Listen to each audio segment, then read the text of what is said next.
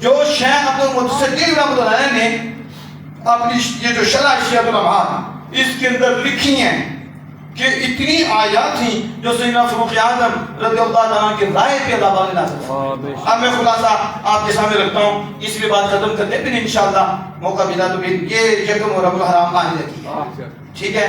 تو ابھی کتنے کے گھروں میں ماتم بچھی ہوئی ہے، صفحہ ماتم یکم محرم. پھر وہ کہیں گے یکم کو تو شہادت نہیں ہوئی، اور کچھ جو آلے سنہ کا نام لے ہوئے نا ان کو بھی پیچھے سے لگ جاتی ہیں، وہ بھی کہتی ہیں جی یکم کو تو ہوئی ہی نہیں. ہم نے کہا جب ہوئی تب کر دو.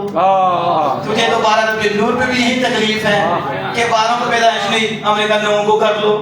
ابا جی 2 کو کہتے ہیں 2 کو کر لو، کرنا نہیں کیونکہ بغض ہے آمنہ کلام، کا بغض ہے تو میلاد النبی پہ پیچھے سے لگتی ہیں. تو جب فاروق اعظم کا دن آئے سے وہ وقت تاریخ یاد آتی ہے. ہم نے کہا ہمارے بزرگ فیصلہ کر گئے ہیں یہ آپ ابن اسکندرانی کو پڑھو، بڑی بڑی کتب جو ہماری پڑھو، وہ کہتے ہیں زخم پہلے لگا تھا اور آپ کی شہادت یکم محرم الحرام کو ہوئی تھی اور تدفین آپ کی صبح ہوئی تھی یکم محرم الحرام کو، اور آپ کو جنت البقیع میں دفن کیا ہے.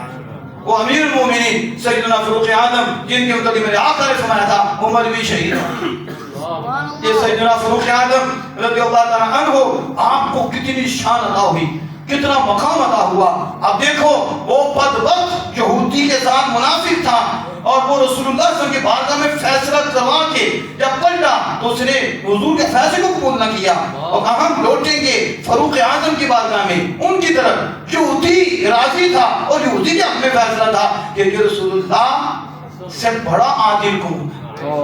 یہ نہیں ہے ہمارے ہاں یہ حاجی صاحب آئے ہیں تو اور فیصلہ، تو یہ غریب آیا تو اور فیصلہ. یہاں نفس پرستی ہوتی ہے، جہاں نفس پرستی نہ ہو پھر نہ حاجی دیکھا جاتا ہے نہ چودھری دیکھا جاتا ہے، اللہ اس کے رسول کو دیکھ کے فیصلہ کرتے ہیں. حضور نے دیکھا وہ کافر جو ہوتی ہے اور یہ منافق اندر سے کالا ہے، اوپر سے کلمہ پڑھتا ہے اور اندر تالا لگا ہوا ہے.